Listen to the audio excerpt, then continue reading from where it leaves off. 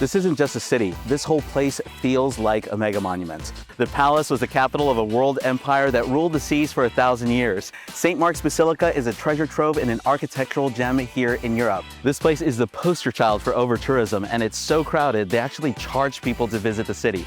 So how do you avoid the chaos? How do you sidestep the crowds and still come home from your vacation with stories to tell?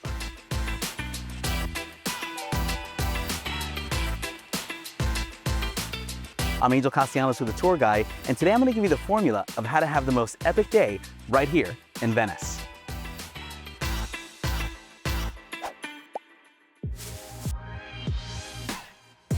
Venice is in the state known as the Veneto, east of Lombardia and north of Tuscany and Rome. Here's Venice on the map, a fish-shaped island at the center of 118 islands drifting in a salty lagoon. We'll hit the can't-miss sites: St. Mark's Square, the Doge's Palace, the Rialto Bridge. Then, as the boat's engines hum, we'll head north to Murano's fiery glass forges and east to Burano's candy-colored houses. Easy to get lost in the alleys here, but that's part of the magic. Marco Polo Airport is the major international airport that services Venice. It's on the mainland, so you must take a water bus or a water taxi to reach Venice's main island. Ali Laguna is the company that operates frequent ferries to and from the airport. The Blue Line connects the airport to St. Mark's Square in about 70 minutes. The Orange Line connects the airport to the Rialto Bridge neighborhood in about an hour. Tickets are sold at the docks, but I recommend traveling like a pro and booking tickets online ahead of time to save time and avoid stress. One-way tickets cost 18 euros booked online. Getting to Venice by train from other parts of Italy like Milan is easy because it's on the main high-speed train line, which connects Milan to Venice via Verona and Padova. From Rome, it's a 4-hour train ride. Check the Trenitalia or Italo apps for schedules and to purchase tickets. So it's easy to get to Venice by train, no doubt, but you can also make a travel fail. Remember, there are two main stations here in Venice. The first one is Venezia Mestre, and that is on the mainland. This is Venezia Santa Lucia. So if you're coming here as a visitor, this is the station that you want. As soon as you walk out of the station, you have the Grand Canal right in front of you, this beautiful Venetian architecture, but it's kind of a crazy scene and a lot going on. There's ticket offices, different types of boats, and now with this Venice access fee, there's certainly a lot that you need to know about. So let me break it down for you. If you're trying to get from the station to your hotel, there's lots of different options to choose from here in the floating city of Venice. The most expensive but easiest option is to take a water taxi. Actually, it's one of the most expensive taxis in the world. For example, from here to San Marco, it'll cost you over 100 euros. You can also take a public bus on the water, which is called a vaporetto. And the best way to do that is to come to the ticket office here. It's over on the left side once you exit the train station and buy a day pass or a multi-day pass. You'll save a little bit of money that way, and then you'll be able to tap as you go. We created the perfect route and plan to get you from A to Z. Don't forget to check out our guidebook to maximize your time and increase your fun. Before we start our day, hook us up with a like and subscribe so we can keep bringing you great content. If you're visiting Venice from April 18th to July 27th, you'll have to pay attention to the 54 days where a Venice access fee is in effect between the hours of 8 a.m. to 4 p.m. If you're not staying overnight, you definitely have to pay a fee. If you've booked with a hotel or Airbnb, they'll give you an exemption code. Everyone has to register online. For more information, check out the link below because I wrote a step-by-step guide on how to take care of this. We are skipping the hotel breakfast this morning to rub elbows with Venetians and have a chill breakfast at a local neighborhood spot to fuel up before seeing mega monuments like the Doge's Palace and St. Mark's Basilica. From there, we'll head to the Rialto Bridge before lunch.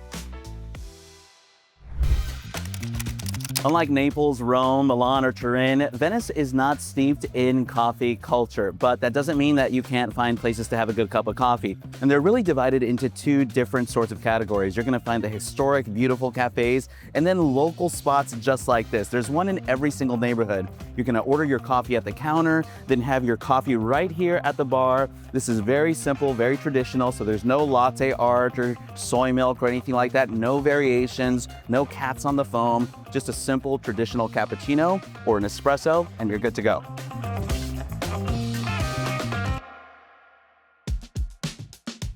St. Mark's Square, Venice's biggest square and Italy's most iconic piazza, was once a fruit orchard crossed by a tiny canal. It didn't take its present form until the 12th century. The campanile, or bell tower, tops out at 323 feet. It's Venice's tallest landmark. The original fell in 1902. Today, the tower is a faithful replica built between 1902 and 1912. A €10 elevator will whisk you to the summit, but today we're skipping that to meet our guide. The Doge's palace was built to show the power and wealth of the mighty Republic of Venice that lasted for 1,000 years. But this palace ran an empire built on fear, wealth, and ruthless efficiency. No kings, no popes. Just the Doge and a paranoid bureaucracy that kept Venice on top for centuries. To really get it, you need context and a ticket to skip the line. So we're meeting Chiara, our guide, to unlock the story behind the facade and show us the most powerful half-acre of Europe for 400 years. We're starting our tour in the courtyard. We're power dressed up in marble and symmetry. The grand staircase was for the elite. The Doges walked up, but commoners didn't. Tucked in a wall is a mouth of truth, a stone mailbox for anonymous snitching. Venice perfected state paranoia long before Orwell. Then up the golden staircase where there's real gold because subtlety was never part of the plan. This was how the Republic told visitors were rich, disciplined, and watching you. The room of four doors is more than just an entry room. It's a psychological play. Overwhelm visitors and foreign ambassadors waiting to present themselves with grandeur before the real games begin. So if Thomas Jefferson would have come here as an ambassador for the United States, he would have been received right here? Yeah. That's so cool. In the Council of Ten room, justice wasn't blind. It was secretive, selective, and often fatal. These guys ran black ops before the term even existed. So this is the Council of Ten room where prisoners would meet their judgment, and a Doge always sat in the dead center there. Then the Grand Council room, a monster of a hall where 1,000 patricians voted under ceilings dripping in propaganda.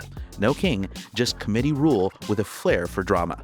This is one of the greatest rooms in all of Europe, the Great Council Room here in the Doge's Palace, and you're surrounded by 32 panels by Tintoretto, the greatest Venetian painter of the Renaissance, and the biggest oil-on-canvas painting in the world. And you can just imagine 2,000 aristocrats in here surrounding this room, and with the Doge sitting there in the middle, it really just makes Versailles look like new money because this was built centuries before that. We finally cross the Bridge of Sighs where prisoners glimpse Venice's beauty one last time. That sigh, it's regret, fear, or just the stink of what came next. The prisons were cold, dark, and claustrophobic. The message was clear: defy Venice, and this is where you rot. Nobody could escape these prisons. Nobody.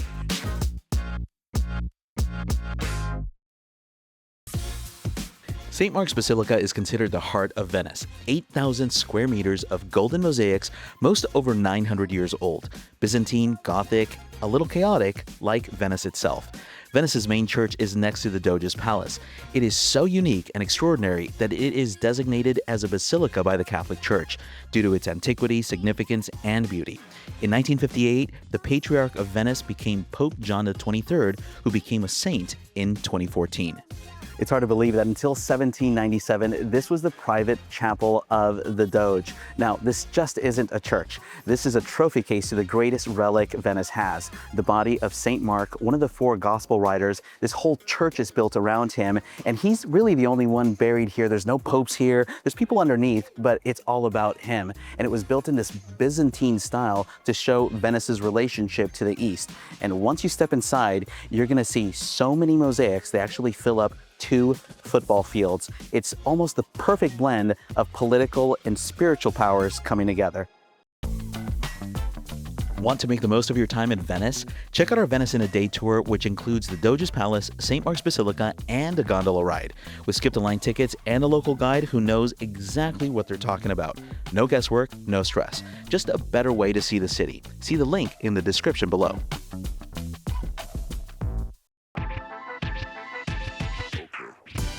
There are over 400 bridges here in Venice, but only 4 cross the Grand Canal. The most famous and iconic is definitely the Rialto Bridge. Built at the canal's narrowest point, there's been a bridge here since the 11th century. What we see today is a result of a 16th century design competition. And just like Venice itself, it's bold, heavy, and still standing. So if you're looking for a classic Venetian restaurant, one that we list in our guidebook is called Antico Martini. This place is super traditional and we love it because it's super close to the Opera House as well.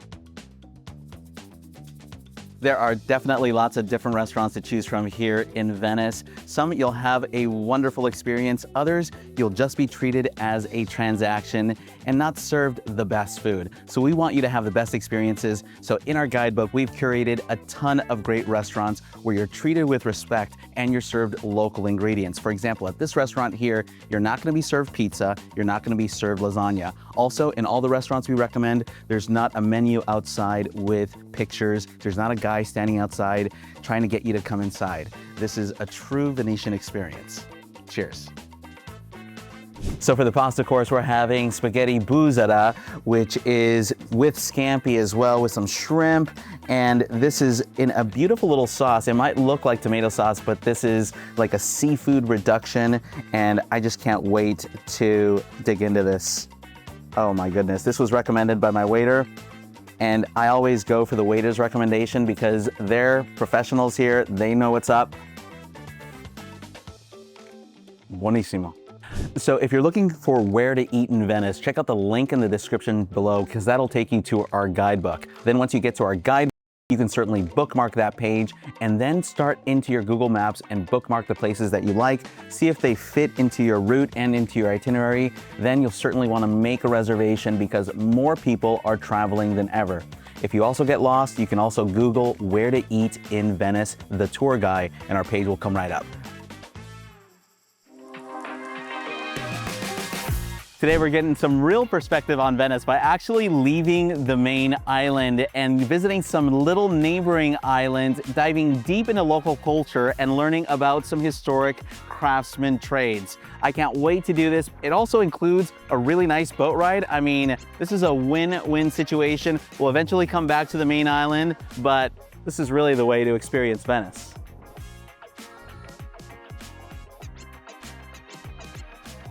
So nobody does tradition like Italy, and here on the island of Murano, they've been making these beautiful pieces made out of glass for about 800 years. And these are all family traditions handed down from family to family. Today, I'm gonna learn all about this wonderful craft by visiting this particular glassblowing factory. This is actually where they make the chandeliers. Then we're gonna step into the garden and then the showroom where hopefully I don't spend too much money. So Luciano's been making glass here for 70 years. He learned the craft from his father, which is very traditional, and the way they've been doing it here in Murano for 800 years. Bravissimo. Piacere. So this isn't just a showroom, this is an art gallery because each piece is custom made and no room is the same here. So you're gonna find different themes.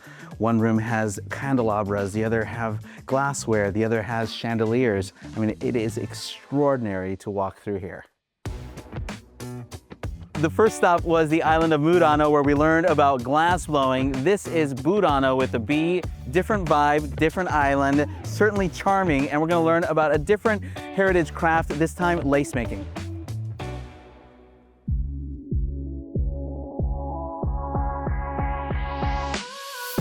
So Florence has leather making, in Murano there's a glass blowing, and here in Burano there is an ancient, beautiful tradition of lace making. Now, unfortunately, this is a dying art form. Ladies like Lucia, who've been doing this for decades, are the last ones standing.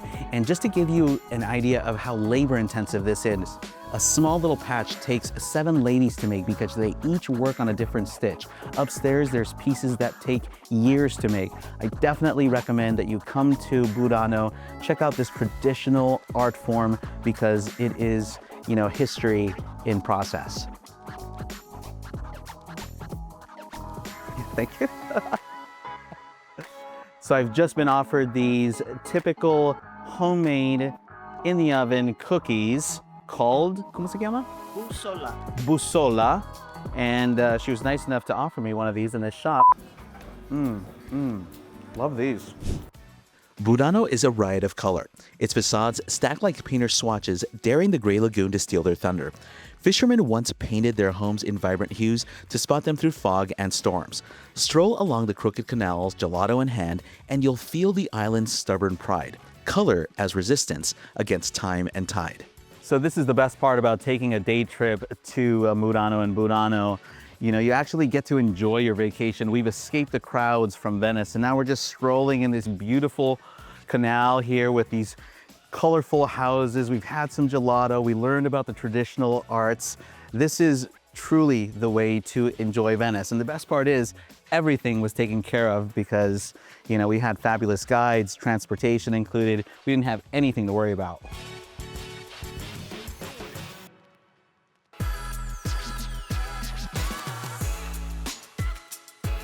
Listen, the highlight of any day here in Venice is gonna be riding a classic gondola. I mean, it just doesn't get any better than this. Lucky for me, I have this prearranged on my tour, and we're gonna ride these ancient waterways. This is gonna be epic. Gondolas first slipped through Venice's labyrinth canals in the 11th century, carved from a single log and piloted by mass couriers ferrying secret messages and illicit lovers under the midnight sky. By 1562, the Venetian government enacted a sumptuary law forbidding any gondola from flaunting color or gilded trim. Every gondola would be as black as a lagoon at dusk, a moving statement of equality on water. Now you might think that this is a tourist trap, but this is one of the most classic ways that you can experience Venice. Remember, Venice moves on water and has for centuries. Whether you're a politician, a merchant, or a lover, this is the way to truly experience Venice. The best thing that you can do for yourself is pre-arrange this, include it in a tour. You'll save a little bit of cash. This is pre-arranged for you, and you just sit back on the greatest waterway in the world. Wow, this is the best 35 minutes in Venice you could possibly have right here. Having a gondola ride is amazing. Never gets old.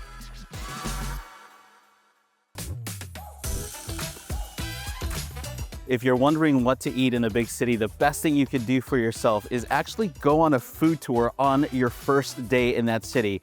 Because on a food tour, you're gonna learn what to eat, how to order, and more importantly, get local recommendations from a guide.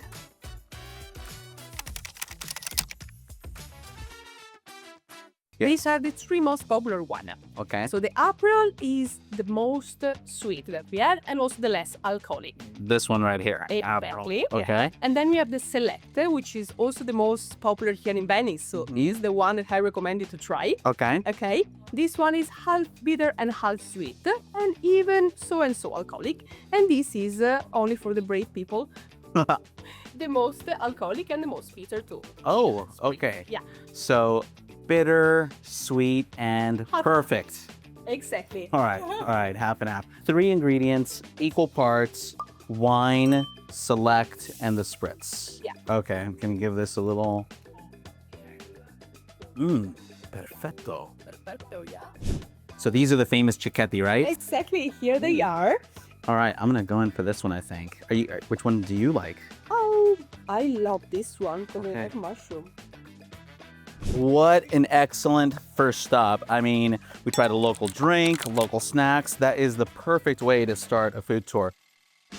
Terena, where exactly are we? Which neighborhood is this? Okay, so we are in the quarter Cannaregio. Cannaregio. Here in Venice, we have 6 quarters in total that are not called quartieri but sestieri. Sestieri. Sestieri, exactly. Why? Because they are 6 instead of being 4. Okay. This is the second most local one. And this street, down the bridge, is a very nice spot where to come to have the aperitivo. Just anywhere along this little curve And here? where, here is full of baccari. Okay. Yeah, baccaro is our way to call a bar. Every baccaro is a Venetian bar, very local, with a simple style, with good food, good wine, good spirits. Perfect. Yeah. Perfect. Baccaro. Look for a Baccaro on this street here in Cannaregio. Exactly. Love it. Okay, so here we're gonna have the ombra. Okay. Ombra is our way to call a glass of wine. Really? Yeah. we have two kinds of ombra, ombra Okay. rossa, red Okay. ombra, and ombra bianca, the white one. And it does come traditionally in both white and red. White and red both. You Okay. choose your favorite one. Good. So mainly with fish, we prefer to have white ombra. And then, well, here we have a cicchetti based by fish. The most Venetian one is this one, the one with krill cod. Really? Yeah. And what is it called in Venetian? Baccalà. Bacala. Exactly, baccalà. Okay. Well, cheers. Cheers.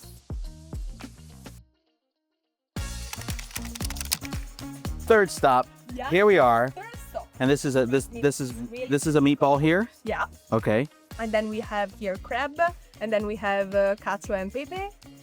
Yeah, and this is spinach with cheese, and the last one is a surprise. I don't even know where to begin. I mean, normally in America, I don't have fried foods, but here it seems kind of normal to have fried foods. Yeah, it is, absolutely. Yeah. It's definitely better than chicken nuggets.